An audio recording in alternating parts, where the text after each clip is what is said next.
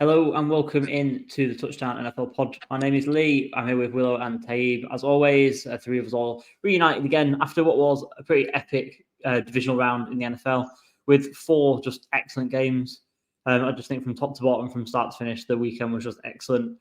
I'm sure, I guess this is how I feel anyway. I was going to rope Willow in without even sort of getting consent from him to do this, but I obviously mentioned this before that I was looking forward to the playoffs because my team are no longer in it and I can enjoy it as a fan. I just feel like you're probably in the same boat as me. And obviously Tayyib's in dreamland at the minute as his Lions just keep marching on. It's just nice to be able to watch competent football at the moment. Like the teams are going out and executing to a high level on all sides of the ball, and it's kind of like, man, this is a totally different sport to what I've been watching every week for the last 3 months. So it's been good. I always like the divisional round. I arguably more so than the sort of the championship round, on the basis that you get like more games. Number one, but number two, like the wild card stuff. Kind of, I'm over the wild card stuff. That you've just got some people that are there, some teams that are there just for the sake of it. And then you've got the really good teams now, and the really good teams are so much obviously so much better than everybody else in the league that you just kind of go, like, at points they just forget how good they are. We'll talk about it, but like I feel like the Ravens played half of the game forgetting that they were the Ravens. They did. We were allowed to score points. Okay, let's just go and do that for a bit. It's like, okay, you're really good. That's excellent. But yeah, no, enjoyable. I echo your sentiment that it was a good slate of games. All of them, even the ones that didn't look so much in the box score. So yeah, completely agree. Tayyib, how are you feeling? Obviously another Lions win. Yeah, NFC pretty good, Championship game. Yeah, we are uncharted territory. Like you guys saying, like it's easy to enjoy. Obviously, when your team's not in it. Honestly, that's all I've ever known. Is like I can just watch, like, sit with like a bag of crisps or whatever and just watch these games and kind of have no real kind of dog in the fight. So it's a different kind of like weird kind of enjoyment now. But yeah, it's amazing to even be here. Like, if you told me like back in August that the Lions would be playing in an NFC Championship, I'm like, how many people got injured for us to even get here? Like, this season was just about, listen, if we can win 10 games and win the division, that's like progress. To be like this far in is just like the maddest thing ever. But yeah, like it's hard to enjoy in terms of, because certainly the last 2 weeks were, because like you've come so far, you don't want to lose. Like now there's no shame in losing to the 49ers. The 49ers are in their fourth NFC Championship game in the last 5 years. Like, they're knocking on the door. Like, this is their window. The Lions' best players are like either in their first or second year.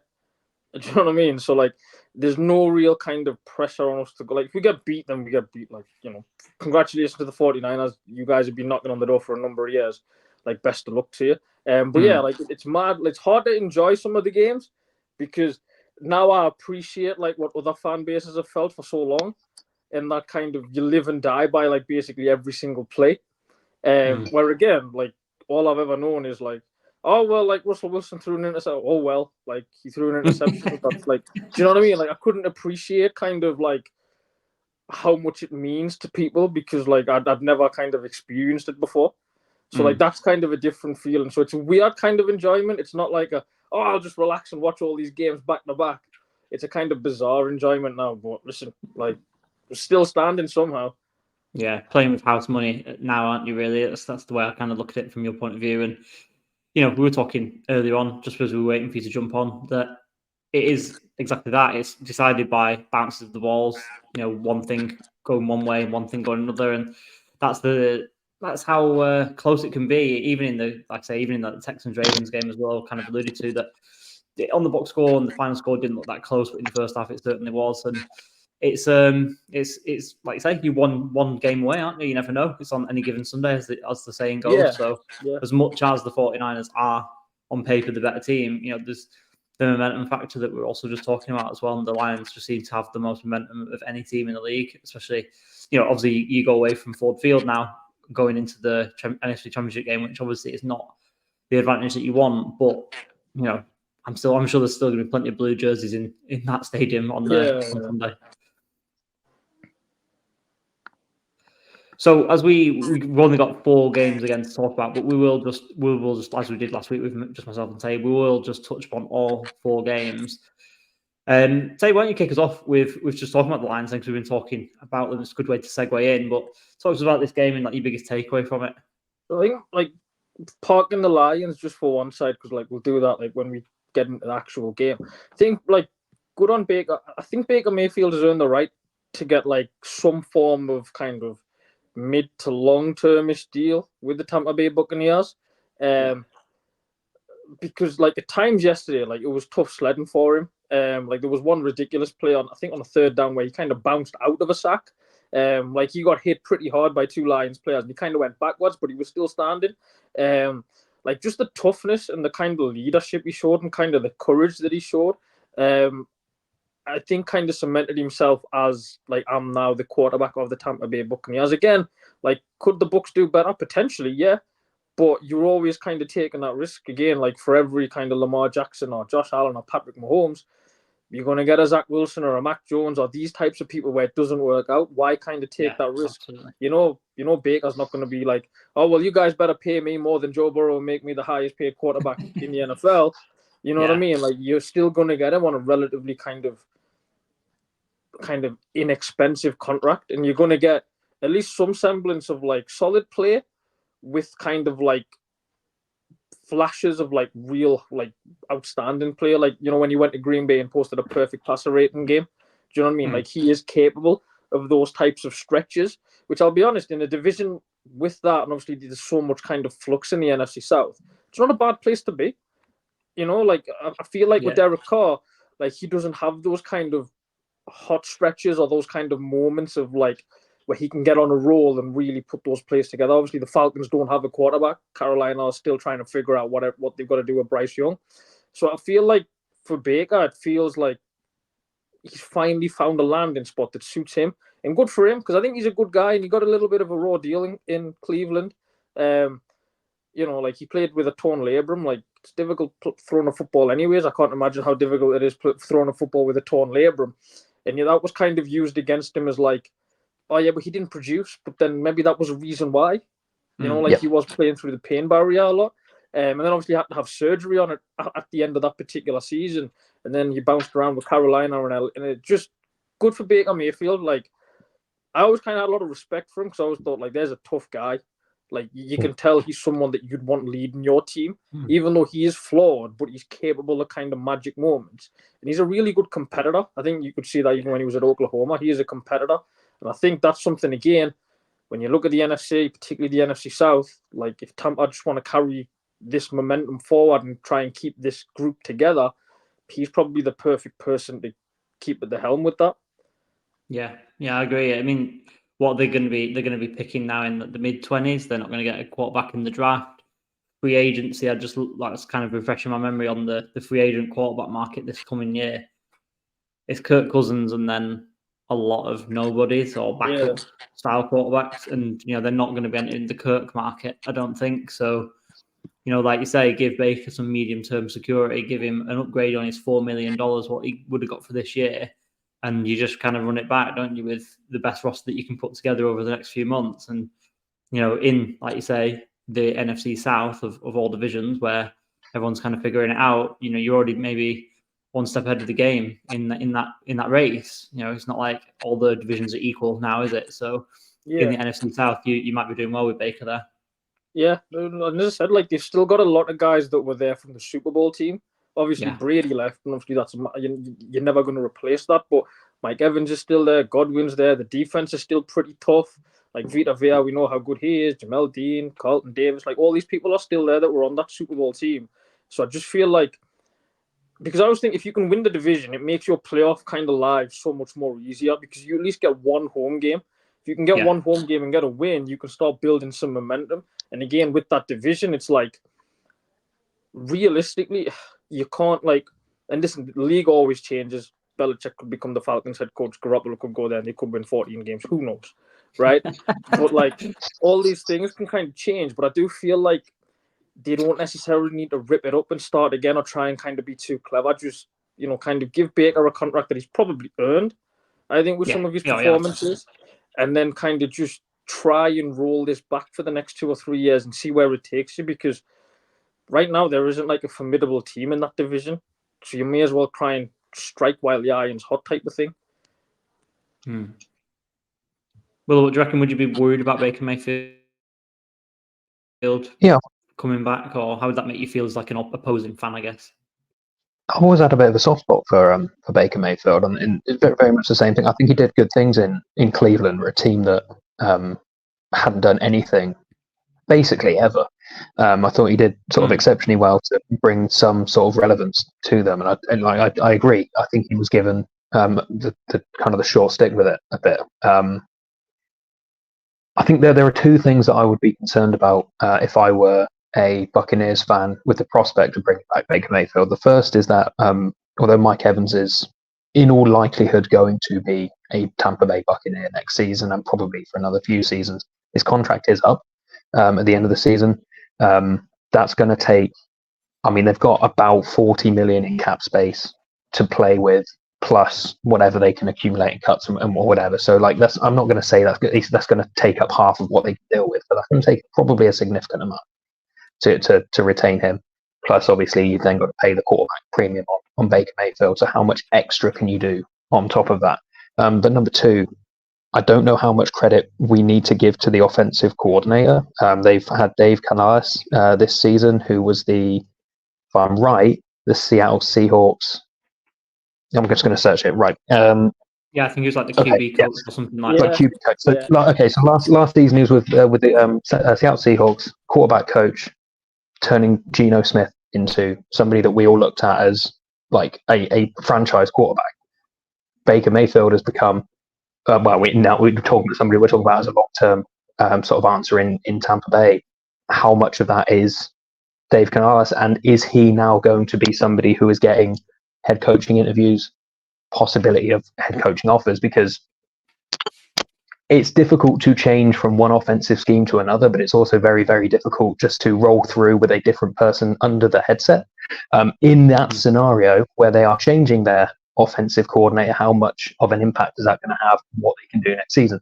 I agree that the right thing to do, and I think, I mean, based on everything that I've kind of heard, I had Pro Football Talks Sky Sports thing on earlier, and they were talking about there is like mutual interest in Baker Mayfield coming back, and also the Buccaneers keeping him on.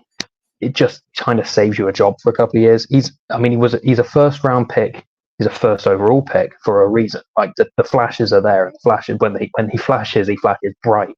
And I think he's kind of evened out enough that you can kind of go, he's going to be our quarterback for the next 2 or 3 years, and then we'll reevaluate in a couple of years' time. And I think he'd probably appreciate that. I feel like at this stage he's done a great deal of maturing as a person, I feel, where he would probably look at that and kind of appreciate the opportunity to just kind of settle down in a very warm part of the world, where, I mean, in terms of a personality fit, it kind of does. I don't necessarily know what that means for them. Like, if obviously every team's ambition is to win a championship, and I don't know if he's capable of doing that. He's certainly capable. As he's shown, he's certainly capable of getting you in a position where you can be in the postseason, win games in postseason, have a chance to win more games in the postseason. So I would do it. I'm not necessarily saying it would strike a great deal of fear into my heart personally, but I am saying that the Tampa Bay Buccaneers would be significantly better off than if they were to bid him off and go for Ryan Tannehill, for example. No slight on Ryan Tannehill, but I don't know if there's any real upgrade in the free agency market, and I don't know if they're going to get a quarterback at the end of the draft, or into the first round rather, that is able to do what he has done this season. So just sign him up. It's good for them. It's good for it's just a nice thing, and it keeps a good feel going into next season. Yeah, no, I think you're right. And just thinking back to just about what you said about the sort of geography of it all, I think Oklahoma Baker Mayfield probably was quite equivalent to Florida man. So maybe he's matured out of that now. So, yeah. But maybe after he's retired, he can go back and have some weird headline written about him where he is Florida man Baker Mayfield. I don't know. Dave, tell us how you thought about this game, though. Obviously, the Lions came out. It was pretty neck and neck, though, wasn't it? Like to like through the first half, first 3 quarters, and then the Lions kind of just accelerated away and put it away. It was a weird game because I thought like until the final 2 minutes of the first half, the Lions pretty much in control. Like I never really looked at Tampa and thought these are going to score like a touchdown. But that's so often with the Lions is once they'll give up like one or two big plays, things kind of snowball on a particular drive. Like they're kind of one of those teams that like they'll kind of bob along doing okay and they'll make enough stops and then suddenly like a team will go 20-yard completion, 30-yard completion, and then like suddenly they're unable to kind of like a cable car that's just running away from them. They're not able to bring it back on that particular drive. They need like the offense to go out and have like a sustained drive for them to kind of get back on top or kind of regroup a little bit. So it was a little bit strange from that point of view. Obviously 10-10, you're going in, they got all the momentum, they get the ball after half time. You're thinking to yourself, if they go take the lead, then suddenly there's massive pressure. But to be fair, in the second half, the Lions responded really well, to be fair. They got an early stop. After the half, I think Aiden Hutchinson was unblocked pretty much for a sack. That was on Baker because he had to be responsible for he was hot. Like the way that protection was set up, 97 was always going to be the unblocked guy. The way the Lions schemed it up, so he needed to be aware that like he was coming straight down the pipe and ready to take his head off, and he wasn't. So then that killed that drive, and then I think like Goff, to be fair, in the second, like he's been exceptional really all season. But 3 consecutive touchdown drives in playoff games, especially that final one to St. Brown in the corner. That was that pretty much stole the game away from Tampa. And to be fair, once they got into a rhythm, even though it was difficult to run the ball early on, like once they got into a rhythm in the second half, like it was pretty much as good as you're going to get. Some of the throws he made, especially with some of the free rushes that were coming on Tampa's blitz, were pretty good. So I think overall it was a tough game early on, but I think once the Lions figured it out, they showed why they were a better team. They still showed ultimately why like they're a flawed team, because ultimately Mike Evans is better than Cam Sutton. Like their cornerbacks are the weakness of this Lions defense. But I think overall, like they just showed a lot of toughness to keep kind of pounding away at it, and eventually the game kind of cracked open in the third and fourth quarter. Just give you I think Jared Goff was 11 of 12 for under 131 yards and a passer rating of over 100 in the fourth quarter. So like if you're thinking like when it was moment to step up and deliver on a day where the run game was difficult to create, and a day where his offensive linemen, 2 of them were banged up. Ragnow came back in, Jonah Jackson didn't, and he's probably going to be out for the rest of the season. Against a defense that makes life difficult for quarterbacks that I think they've been averaging 15 points a game before this in the last 7 or 6 weeks of the season. I think Tampa was giving up just over 15 points a game. Like they got the job done when they needed to most, and I think that's kind of ultimately where this Lions team is at right now. Is they found a way of getting the job done. And I just got to give credit to Goff. I know I did it last week. Like again, like from a physical standpoint, he isn't going to do certain things that other quarterbacks can do. That's fine. Not everyone's built like that. You know what I mean? Like you don't get quarterbacks. Not all quarterbacks are kind of built the same. But I said there was a third down throw in the second quarter where he's going to get smashed. Like there was an unblocked rusher coming right down, ready to take Goff's head off. This is on a third and medium. Still stands in there, stands on his spot, drives it right into a tight window to Sam Laporta. Lions move the chains, get a touchdown on that ensuing drive. Same in that final touchdown drive. I think he was 7 of 8 on that touchdown drive. Went just under 90 yards to get that touchdown to St. Brown in the end on that corner. Like the way he's kind of responded to difficult situations is just night and day from what he was 4 or 5 years ago. Like you look at him now and you think, like this dude can play. Like we need to stop we do this ridiculous thing of quarterbacks of they're either like the greatest ever or they're terrible. You know what I mean? And a lot of the time the truth is in the middle. Like this guy can play. Like there's a reason why in this century so far that only Kurt Warner, Tom Brady, Brett Favre, and Peyton Manning have led 2 different teams to championship games. Do you know what I mean? Again, I'm not saying he's them, but at some point it stops being luck. You know, like what I said last week, like Josh Reynolds, the Tennessee Titans didn't want him, the LA Rams didn't want him, and yet here he is, you know, leading the Lions' receiving core. You know what I mean? He caught the first touchdown. Like, again, like some of these people, Donovan's Peoples-Jones wasn't wanted in Cleveland. You know what I mean? Nobody wanted him when he was on the scrap heap. He's come here, he found a role. Like, there's things like they've done on this offense. They're just so tough, so resilient. So just massive hat tip for that. Yeah, I mean, just quickly on Jared Goff, it goes back to what we were just saying about Baker. You know, a minute ago. You know, it's the reason why I was the number one pick overall. At the end of the day, isn't it? It's the same for Goff. Yeah, like I said, it's one of those. I feel like we need to kind of accept that, like, not all quarterbacks are going to be able to play like Lamar Jackson. Do you know what I mean? Or do what Mahomes and Allen and Herbert can do, like, because those guys are unique. Like those guys, you know, there's a reason why a team like the Jets swung and missed on Zach Wilson, thinking, well, this kid can make out the structure plays and throw across his body and off-platform throws, and then suddenly realized, like, this isn't BYU anymore. You know, you're playing in the NFL and you can't do it. So, like, we need to kind of get out of that. All I know is this: like, you let Goff stand on his spot, like, he'll dissect you. You know what I mean? Like he can throw as well as anybody. He's not going to move around, and if you get pressure right in his face, yeah, he's going to struggle. But just like plenty of other quarterbacks have done in the past, so that's kind of like. But if you let him stand on his spot, he'll just rip you apart. And he did that, to be fair, in that second half against Tampa. There was a little bit of pressure early on. He did okay against it. Like, he wasn't terrible by any means. But he, like, in the second half, he just hit like another gear. And then I think the one thing is he's so much better a quarterback now than what he ever was in LA. And that, to be fair, was testament to Dan Campbell and the team around him, because they found ways of kind of improving the player and showing you that he can be improved and showing you that he can be a winning quarterback for a team that, again, you know, this isn't Deebo Samuel, Brandon Ayuk, Christian McCaffrey. You know what I mean? Like this Lions offense has kind of come together in bits and pieces with rookies and kind of retreads. So again, like, to do that is just like massive testament to him. Like, he's just tough as hell. Like he's found a way. Like, if you said to him 3 years ago, you'll be leading the Lions to the NFC Championship game in San Francisco, a lot of people would have said, this dude will be holding a clipboard somewhere. You know what I mean? Like, he won't be starting in the NFL anymore. And yet here he is. Yeah, no, like you say, fair play to him. I mean, obviously, we'll talk about predictions as we move on towards the end, but we'll move on. We'll go back to the beginning. Will, obviously, you want to talk about the Texans and most prominently, obviously, the Ravens.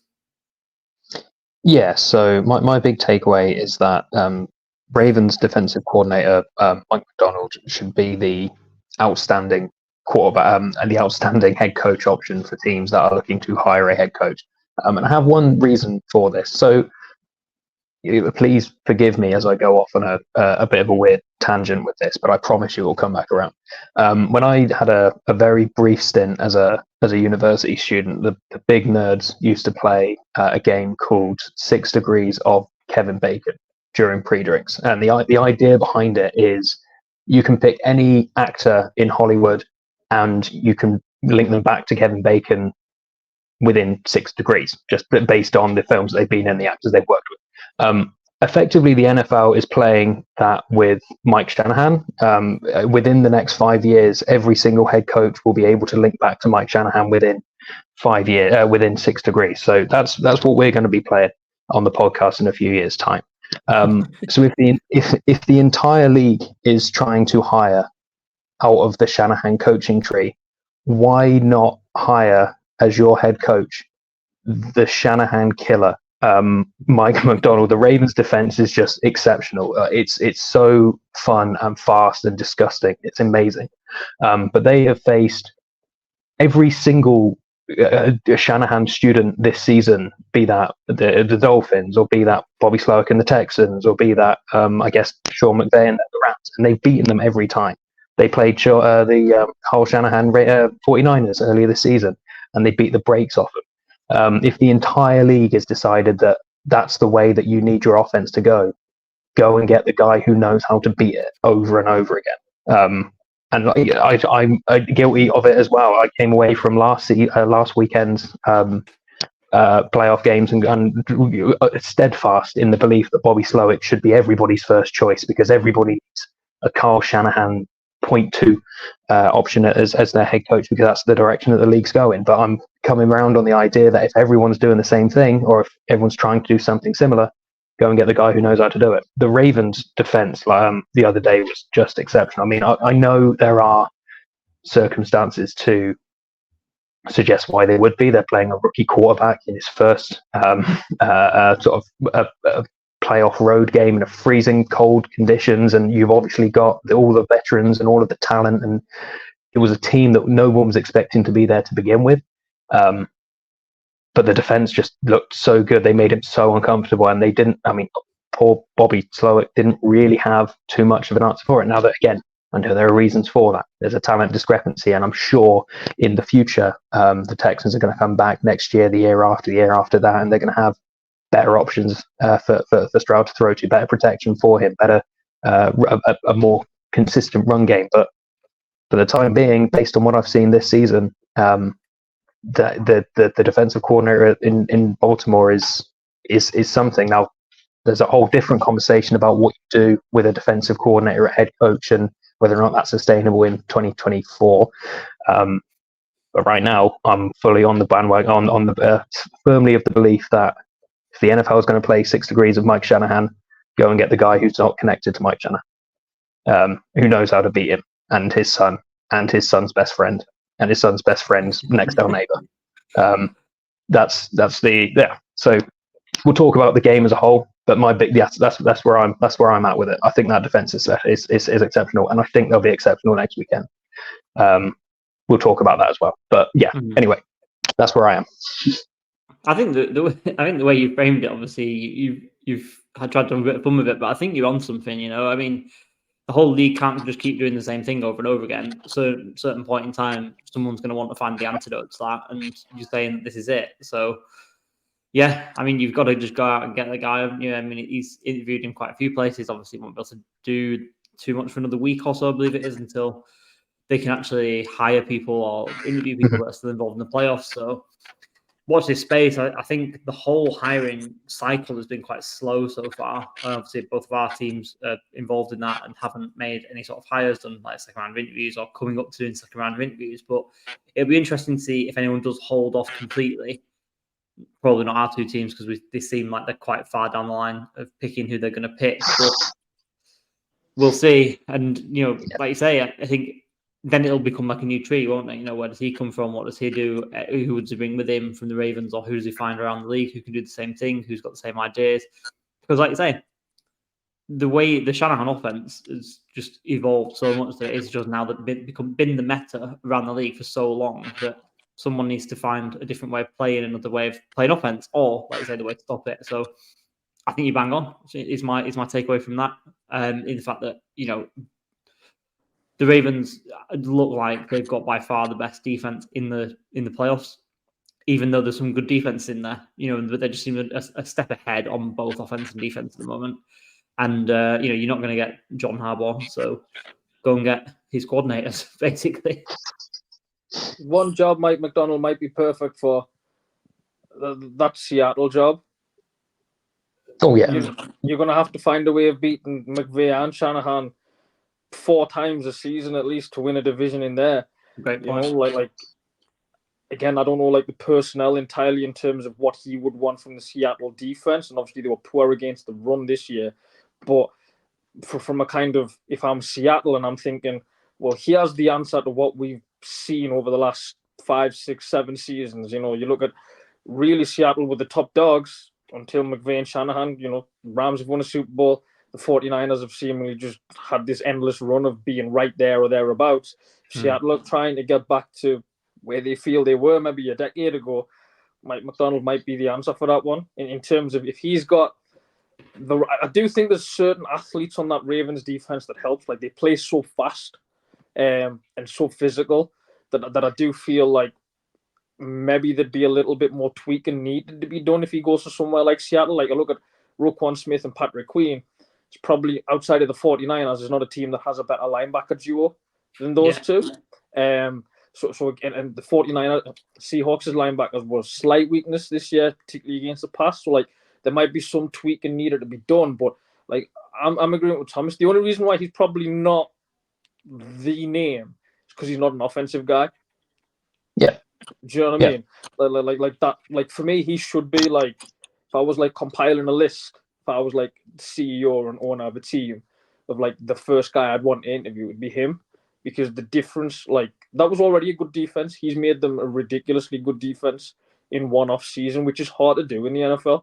So, like for me, he would be like the number one kind of candidate for a job, and it'd be strange if he didn't get one. As I said, part of me would feel like maybe it's because he's not like an offensive-minded guy that would potentially be like the stumbling block, because everybody else, or like the hot names like Dave Canales and Ben Johnson and these people are all offensive-minded guys. So it feels like, again, kind of the league meta is biased towards those guys.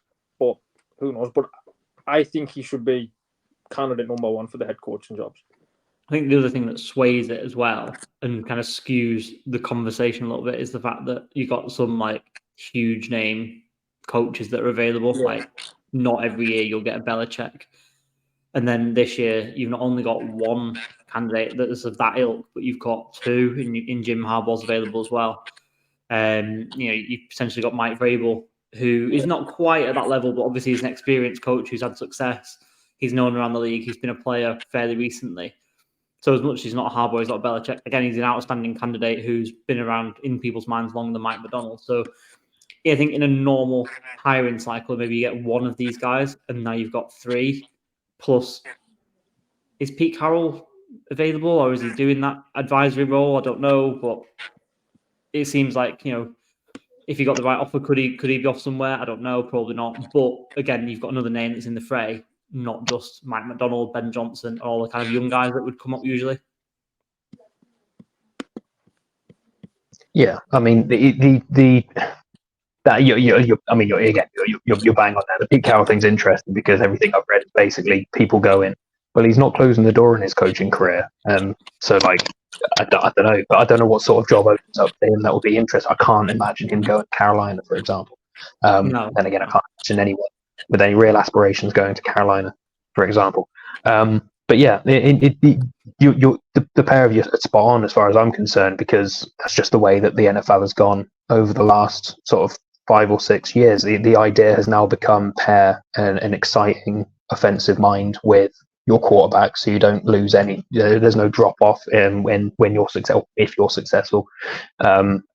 When it comes to the next round of hirings and whatever, so you just keep that train rolling, and you can kind of plug and play at defense. But it's the sport in general, not least the NFL, is kind of cyclical, and it will come back around. So why don't you try and get ahead of the curve for a bit?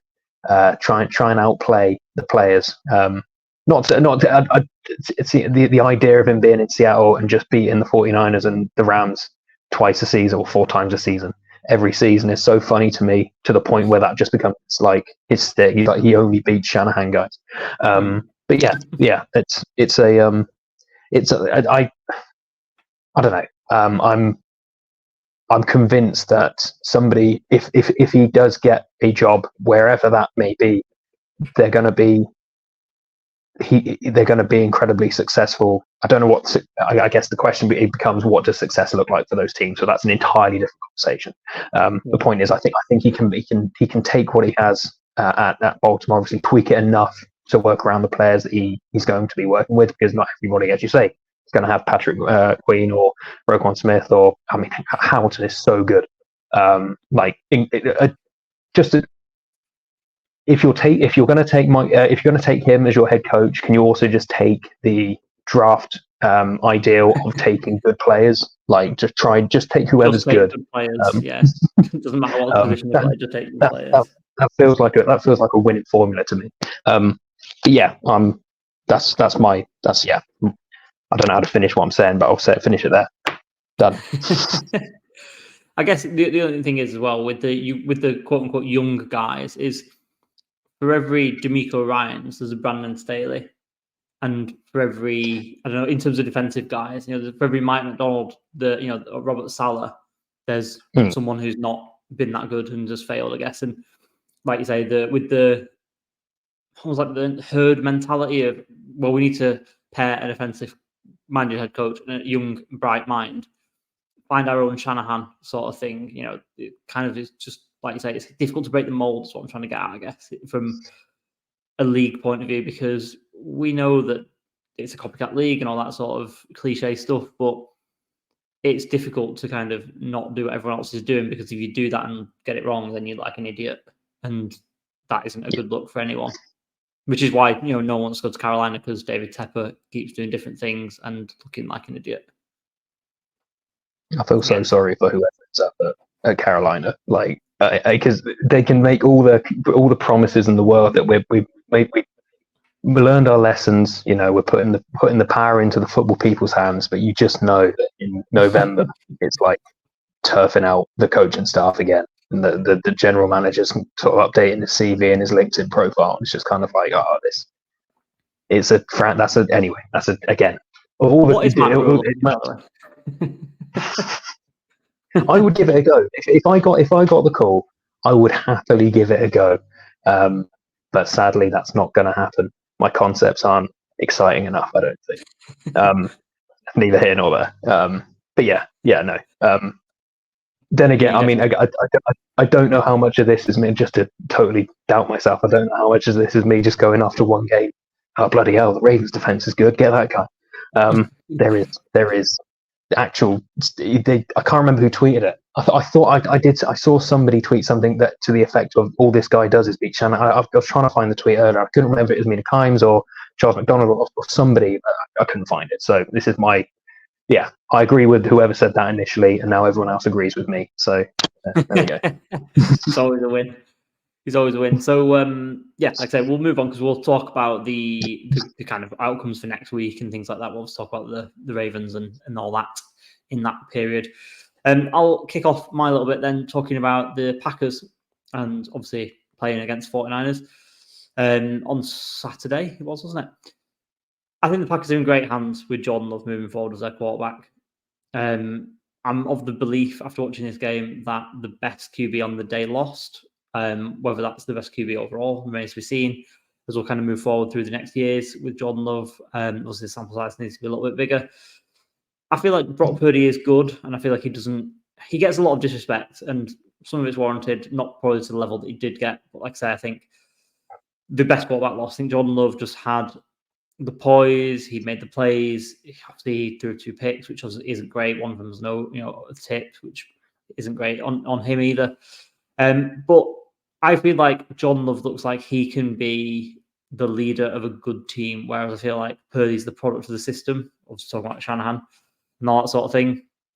I feel like the Packers can be really kind of upbeat about where they've come from. We were talking about this before we got on, in the fact that I think they'll be ahead of their curve. I think Jordan Love has been a good discovery. I feel like, it just carries on that lineage of Packers quarterbacks going from Favre to Rodgers to now Love. I'm not saying he's going to be as good as that, but this season certainly says that he could be if he continues to progress.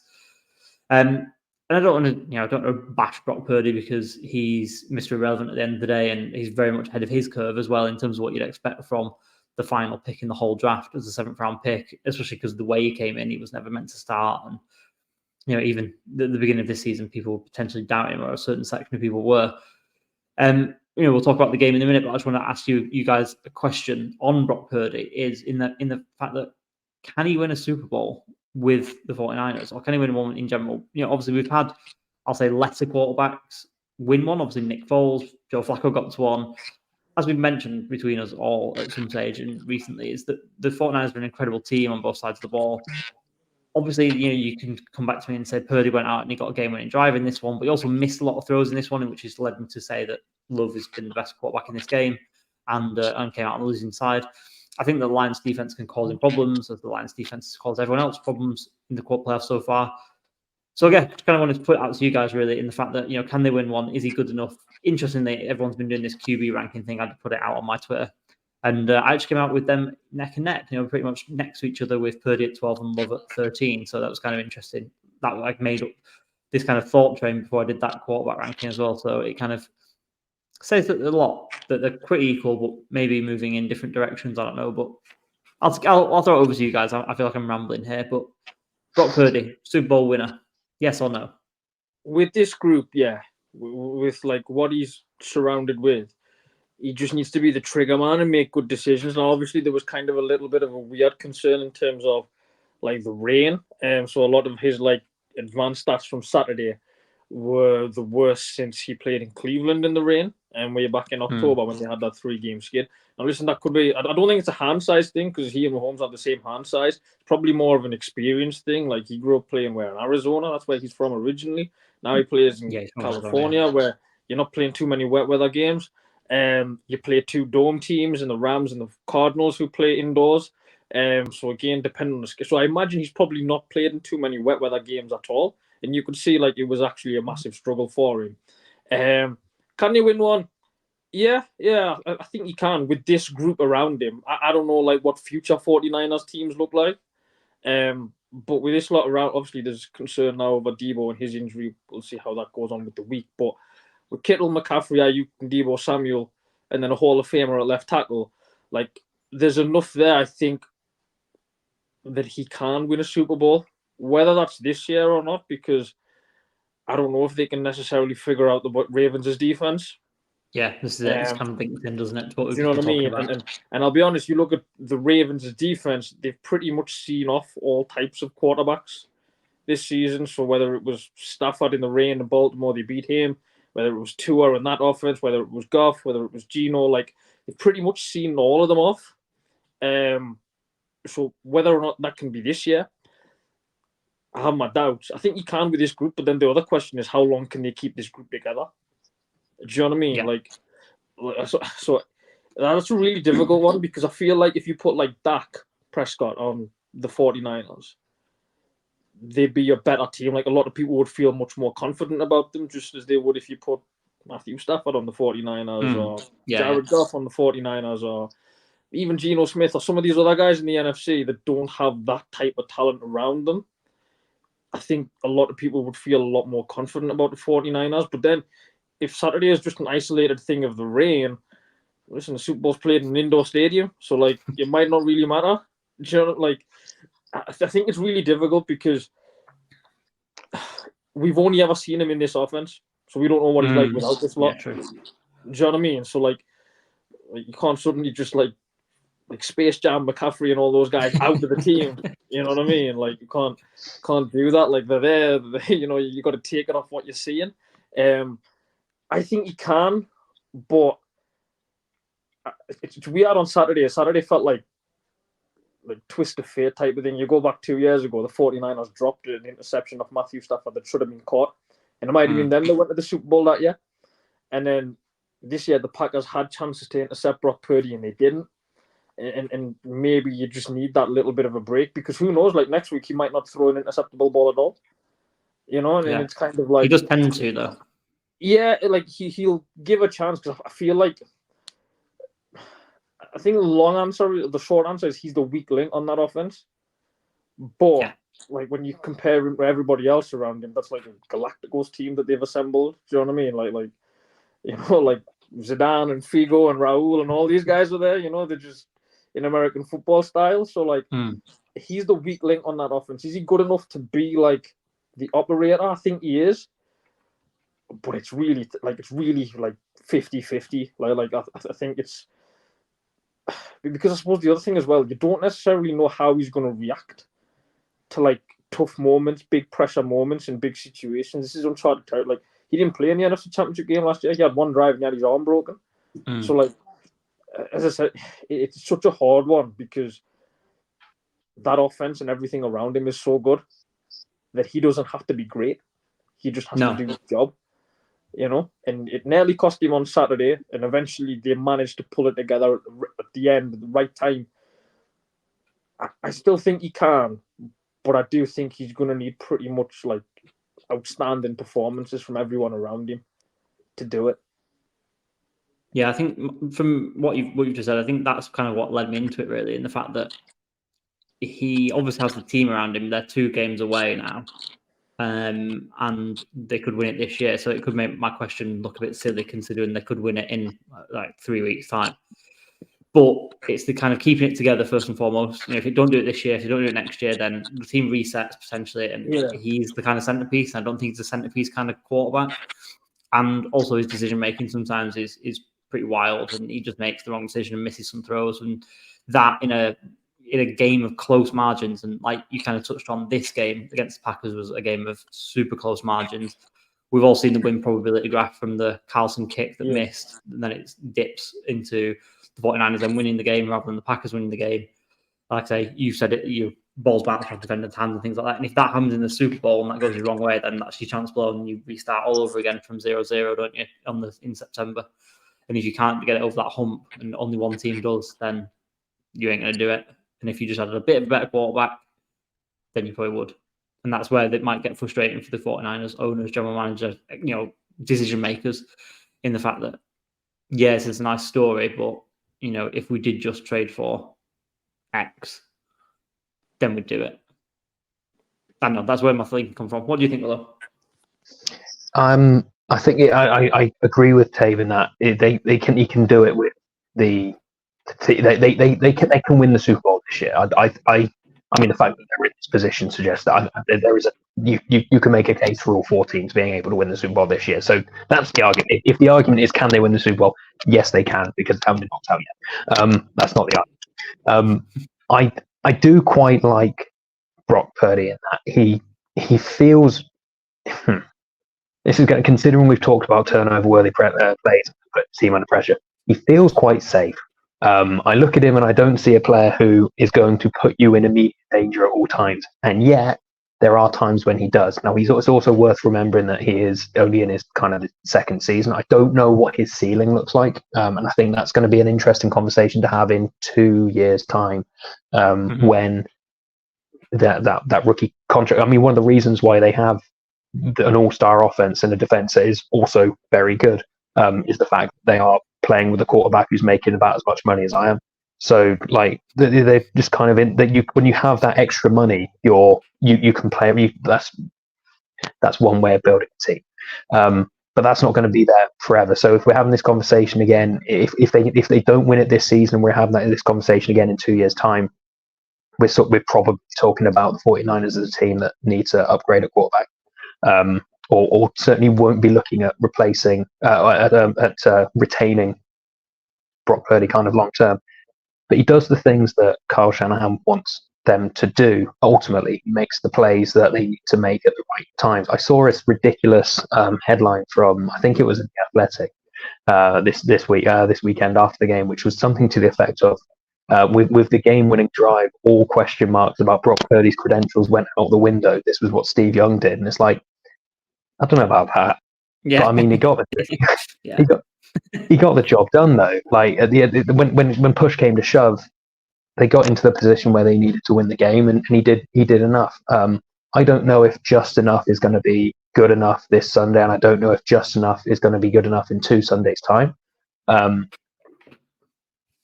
But with the players around him, the protection that he gets, there has to be. I mean, Sandra Bullock must be lining the blind side up for a re-release at some point, because it can't be a coincidence that the 49ers with Brock Purdy and the Lions with Jared Goff, as good as Jared Goff has been this season, are going to the championship game with the 2 best left tackles in the league. Arguably, they're or thereabouts. The pair of like that's going to be the next thing. You don't need a quarterback anymore. You need to get the blindside blocker. So let's go put that back in cinema. They can do it. They can do it this year. I don't know if it's necessarily going to be because of him. But at the end of the day, if they do it, who cares? Like, there's only so many quarterbacks who can say that they have won a Super Bowl. So if it is Mr. Irrelevant from 2021 or 2022, whatever year it was, so be it. All he's doing is I'm ultimately repeating myself, and I think it does kind of link back actually to talking about Jordan Love a little bit. He is doing what Kyle Shanahan wants, because Kyle Shanahan's had him from day one.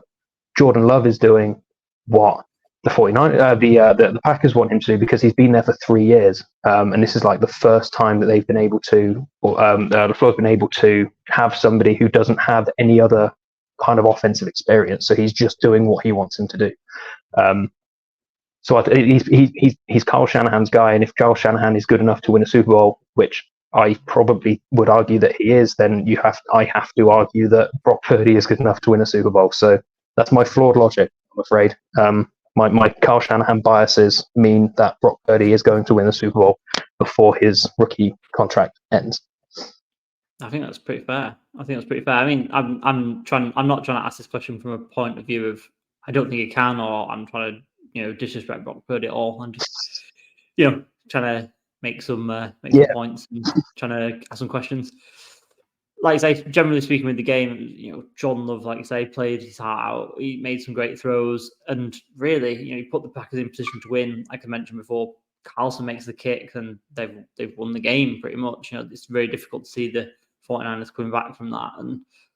And as we said before, when we were just talking before we came on, it's a game that lasts 3.5 hours. That comes down to like 4 or 5 plays in the end of the day, and that's just the way the cookie crumbles, I guess. But like I say, generally speaking, for the Packers, they can look forward to next season and beyond with a lot of hope because they've got a really young team and seemingly a very, very good young quarterback to lead them through. And, as everyone kind of wants, as we kind of mentioned, it's a Shanahan offense that they've got. So we know that they're winning unless they come up against Mike McDonald. Yeah. So let's just touch upon the final game of the weekend as well in the divisional round, is the fact that the Chiefs went through against the Bills. First of all, I mean, thank God it was on. We didn't want to go through Snowgate again. And second of all, Jason Kelce looked like he was having a great time in the box with Taylor Swift and Mom and everyone else. But yeah, on the field, it was a great game. I think you said it before, Willow, that you just can't really bet against Patrick Mahomes, or you're just an idiot too, aren't you? At the end of the day. Even though it was a pretty titanic clash that came down to, again, a few plays, a few Josh Allen throws at the end of the day, but you just can't bet even in a down year. And this is a bit of Chargers fan coming out of me. Even in a down year, you can't bet against Mahomes and Reed and all the rest of them. No, I mean they just. I mean, at some point it's going to become the teams must be going up against them with the mentality of, oh my. How good, even if you've got a lead, even if you're playing sort of extremely well, there's going to be a point where you just kind of go, "Are they not out of this yet?" You could be 3 scores up, and you're looking at the scoreboard and the timing. Oh, come on! I thought the Bills did really well. I was sort of saying, so I was at a gig last night. I saw Bring Me the Horizon at the O2 Arena, which is totally out of character and completely against my sort of genre of music I listen to, but there we go. And I had to get the coach back because there wasn't a late train. So I watched the first half on my phone on the motorway. I've said this plenty of times. Signal or data in the UK has come on leaps and bounds. The fact that I was able to get that in high quality was fantastic. So thank you very much to Vodafone there. Got in at sort of 1 o'clock, 1:30 or something, and kind of put it on my phone as I went to bed and fell asleep in the fourth quarter with it just in my. I didn't manage to drop my phone, which is incredible. But the fact that I had work today absolutely shattered, but I was willing to stay up because I wanted to see how this kind of played out. Was a kind of testament to what happened in the first half. I thought the Bills did a really good job in the first half, especially in that first quarter.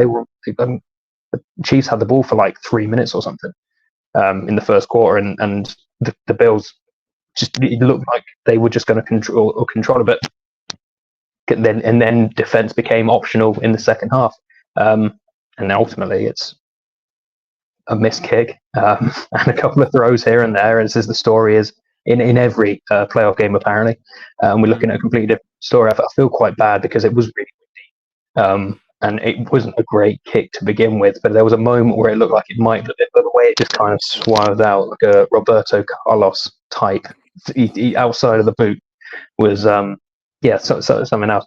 The Bills fans, man, I mean, they've spent the last 2 weeks in the stadium volunteering to shovel snow off the field and out of the stands, and every time they score a touchdown, you see the snow going up in the air. I don't know if there's there can't be another fan base that would give up that much time and effort to get a game on. I feel really bad. Like in terms of cursed franchises, the Buffalo Bills just have it so rough. Even now, when they've got like, I think Josh Allen's really good. I think they've got some really good offensive pieces. I think their defense is really good, and they're just existing in an era where you've got Patrick Mahomes and the Chiefs, and it's just kind of like, man, how that of all the rotten luck to get your golden ticket to the Super Bowl, and you just can't get out of the playoffs, or your conference playoffs must be so difficult. But the Chiefs, they're going to be there for as long as they want to be there, and if they want to lose a game, then it will be on their terms, kind of thing. Yeah, it's the way. That Stephon Diggs drop is going to haunt Buffalo fans forever. I hated and loved this game at the same time because it was one of them. I didn't feel either side really deserved to lose. And it was a shame that someone had to lose, particularly because you knew this morning this was always going to eventually get circled back onto both quarterbacks. And I feel like this game was so much more than that. You know, it wasn't like both quarterbacks threw for 400 yards, 5 touchdowns, and it was just this kind of ridiculous game. It was a really tough physical playoff game. Like that Diggs drop for a wide receiver of his caliber, like, he just has to make it. Like, that's ultimately, like, that's the cruelty of it all. And unlike other sports, you don't get, like, obviously in baseball and things like that, they have best of 7 series. You get a chance to make up for what might have happened the night before. You know, Stephon Diggs won't get that chance until this time next year. Like, the Bills are back. Do you know what I mean? Like that's kind of the cruelty of it all.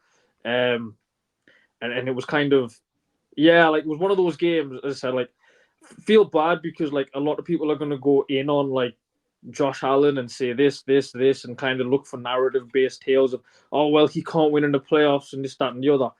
Like, you know, like, all quarterbacks are relying on other people too.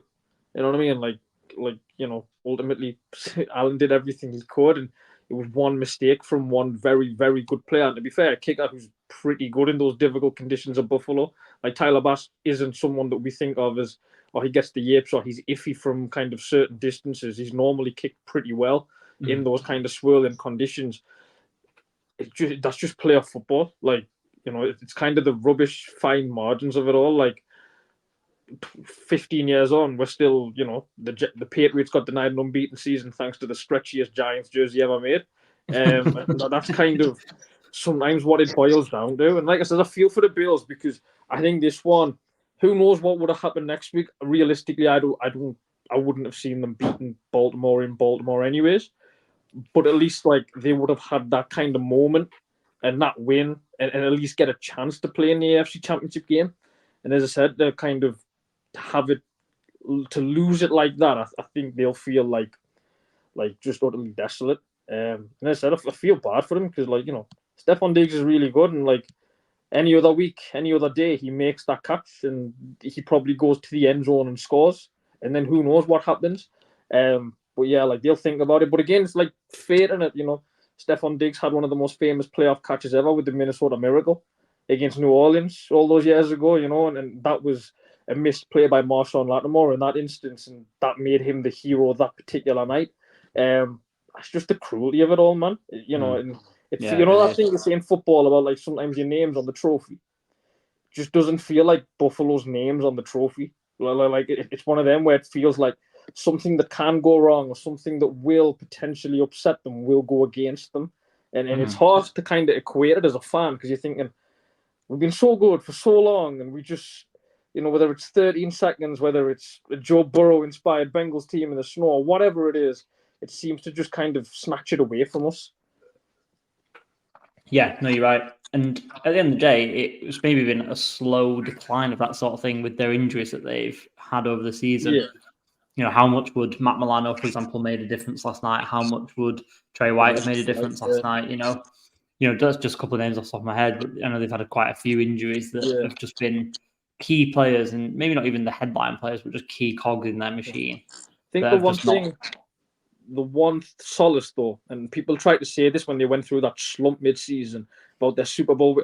I think for as long as Josh Allen's upright and healthy, they're always going to be somewhere in the mix because he's so good.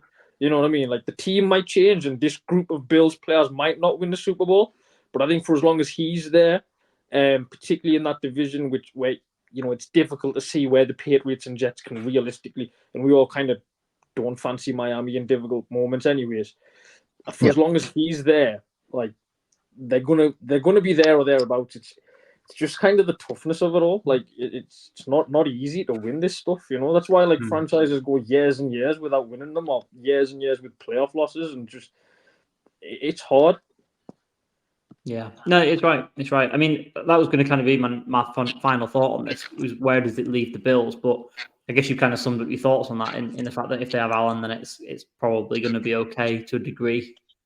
Yeah, as I said, like it might be the end for this Bills team of like Milano and Von Miller, and who knows whether those guys will all be back, and Diggs, and you know what I mean. Obviously, the team will rebuild and refresh and get younger. But I think with Josh Allen, they're always going to have a puncher's chance. Like I think ultimately what you want to do in the NFL is you want to get into the tournament, and then in one-off games, in really close games, stuff can happen against you and stuff can happen for you. I think Josh Allen's good enough to get them there, and he's certainly good enough to win them the Super Bowl. Like I've got no doubt about it. I suppose the next task is going to be how they kind of refresh the roster a little bit.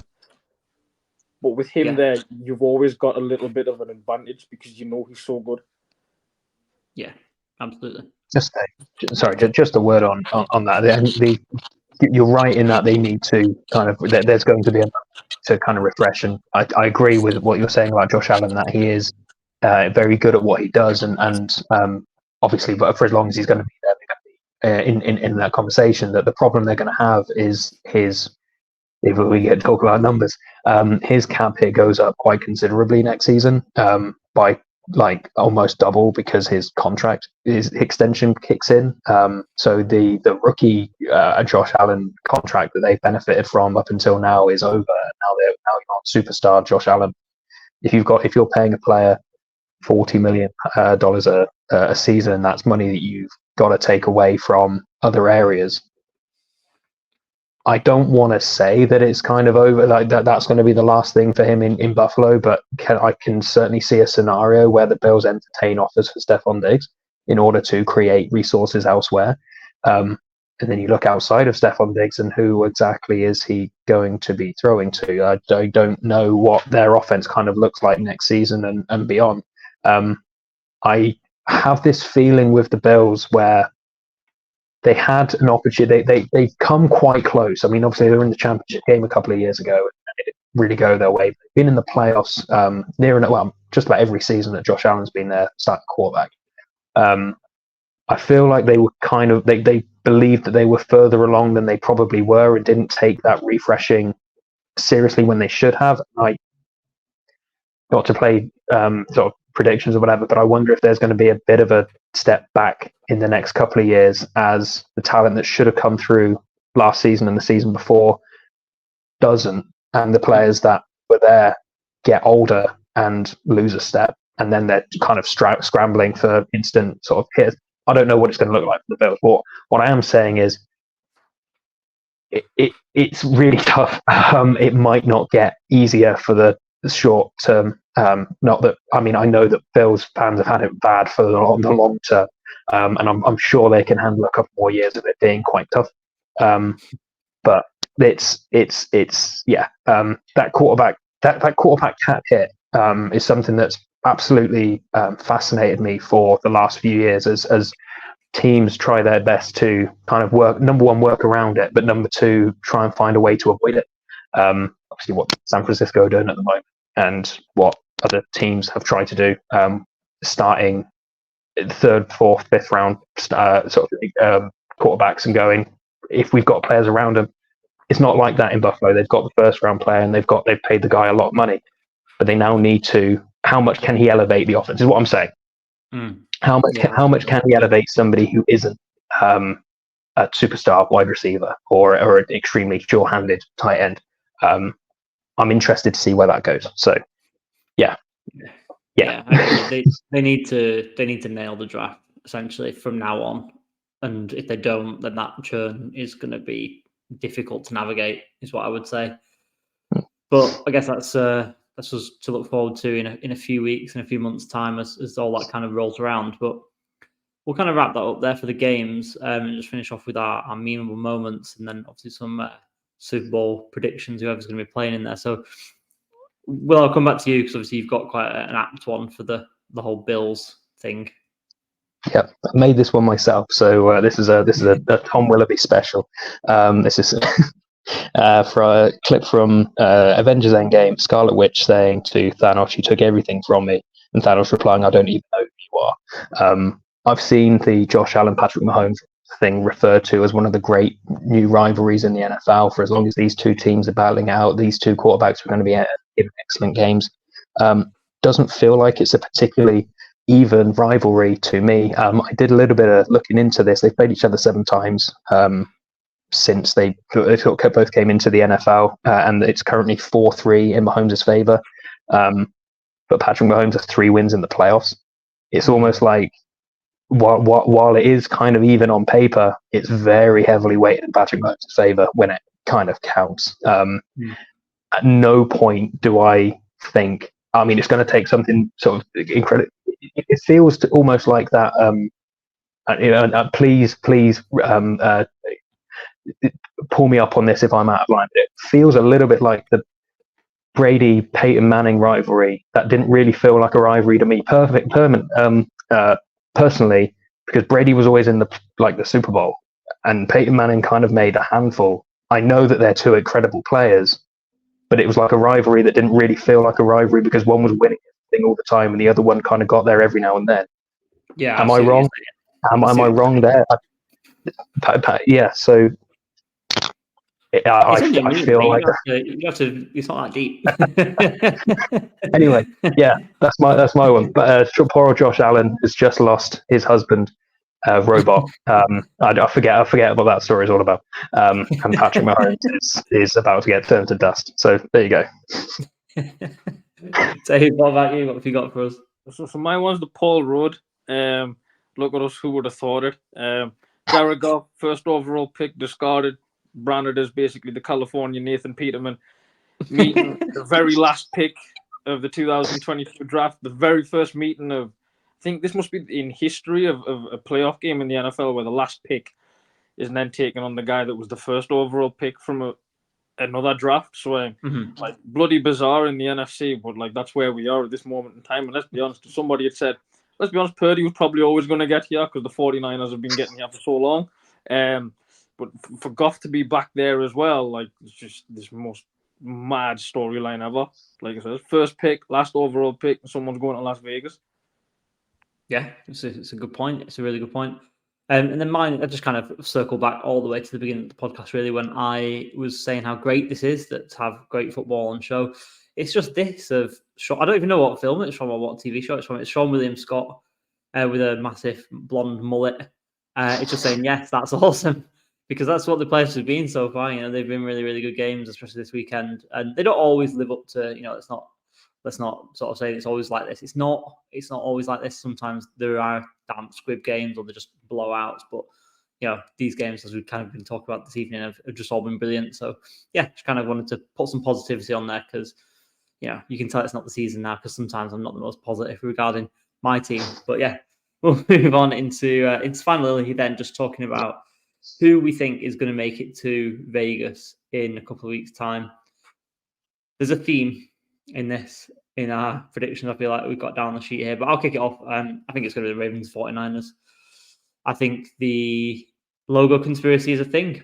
Unfortunately, I can't wait for it to be a blue logo next year, and that'll maybe mean that the Chargers are getting there. No, it's just the best 2 teams, isn't it? In all seriousness, it's just the best 2 teams of all, probably all season. That I just think that are just going to go through to the end. What type of blue though? Because if it's like cobalt, no, it's not Honolulu blue. It's not Honolulu blue. If it's Honolulu blue, then obviously the Lions are getting there next year. Yeah, John is taking my Lions hat off. Like, I'm one of those. I always get a little bit kind of not frustrated, but like a little bit kind of perturbed when like the best team over the regular season doesn't win a Super Bowl. Because I always feel like this is kind of like, listen, it's great, but like you guys were great like one particular day, and that's what it counted.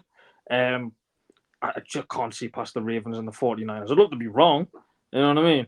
I just feel like for the 49ers, this is their time. Like if they don't get to this Super Bowl, when you think they've got 2 home games against 2 of the youngest teams in the NFC, if you don't get to the Super Bowl this year, when do you get there? Because you guarantee Philadelphia will reload, Dallas will come back, Do you know what I mean? Like the Rams aren't going anywhere for as long as Stafford's still around and McVay's still. So like, for the 49ers, they're getting older and they've been to a Super Bowl and lost a Super Bowl. This is their 4th NFC title game in the last 5 years. Like, all the pressure's on them. Like, they've got to get this done. You know, like home advantage against a team that, like, the Lions are like the baby 49ers in that they're what the 49ers, like, they should be what the 49ers are in 4 years' time. You know what I mean? Like, they've got the pass rusher, they've got the superstar wide receiver, but they're all kind of either in their first, second, or third year. You know what I mean? Like, the most experienced player on the Lions' team is a 29-year-old. So like that just kind of shows where they are. So like realistically, I can't see. And to be fair with Baltimore, it just feels like maybe this is Lamar's time. And part of me hopes so as well, because I got tired of people saying like, oh, he's a running back and he's this, that. That's really good. He throws it differently, it looks different, but like, that's not a prerequisite for how you should play or not play quarterback, just because it looks different. So like, I'll go Ravens and 49ers. I think the Ravens Chiefs game will be really close. Feel like the Lions have to start really well and kind of put as much pressure as they possibly can in 49ers' heads. Because if San Francisco get up to an early lead, realistically, I don't see the Lions coming back from it. Just in that environment. This is the other thing that annoyed me about the refereeing thing, not to go off on a complete tangent, but in an alternate reality, had Brad Allen like being able to distinguish between Dan Skipper and Taylor Decker, this game might have been played at Ford Field. That's the only, like, the Lions have lost once in the last 7 weeks or whatever. That was in Dallas. I don't think they've like outside of that defeat, they haven't lost since like late November.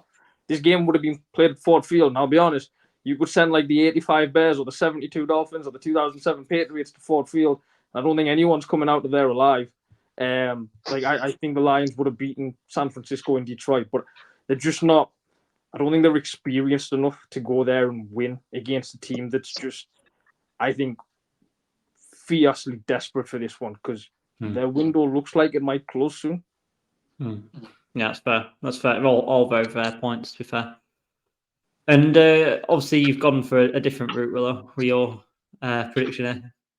Just as an aside, thanks to Elon's broken algorithms, I've started getting 49ers tweets appearing on my For You, purely because Tayyib likes everything. But did I see they're basically playing inside a jet engine at the moment? Like the Ford Field is just the loudest place on planet Earth at the moment, which is obscene. You got to take your headphones and what have you there. I've gone for the Chiefs and the 49ers. I'm not going to be the man to bet against Patrick Mahomes at any point. I really like the 49ers over that season. Probably realised earlier today, and I really like Lamar Jackson. I totally echo everything about him being a quarterback rather than any other position. But it's just one of those ones where it's like they get a little bit all season long. All season long, I've been on this podcast and I've been going, I have to believe they're going to figure it out. I have to believe they're going to figure out the offense eventually. And I thought they kind of figured it out sort of over the weekend. And that's that now. The Chiefs they're just back now. Incidentally, it's going to be an entirely new tree for Mike McDonald to try and climb, I suppose, if we know what we didn't pick fruit from. As with the 49ers, the 49ers have been so close for so long. Obviously, they made the Super Bowl a couple of years ago and came really close to winning that as well.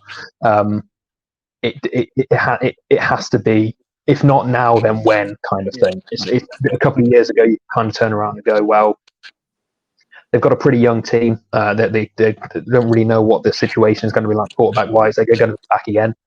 They kind of have been back again, and they haven't got there. So, if not now, then when?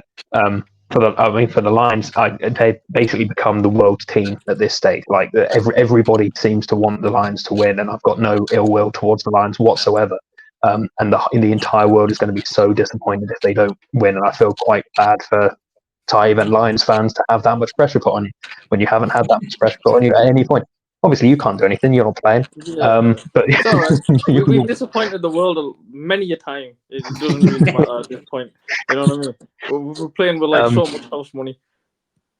That's the thing. Yeah, that's the thing, and it's going to be one of those things where you got so much to take into next season. And just I wanted to say about Jared Goff, when he got traded to the Lions, it was almost like they've got him for a year, they'll get first overall, and then they'll go and get a quarterback. and they didn't. And he's obviously improved, and he's been really good this year. He's like the best quarterback when he's got a clean pocket, and that's, I mean, there are lots of quarterbacks in the league. That's, you are the best at that. So just keep upright and you're fine. Chiefs will probably win because they always win, and the 49ers have to win, so they'll probably find a way to win.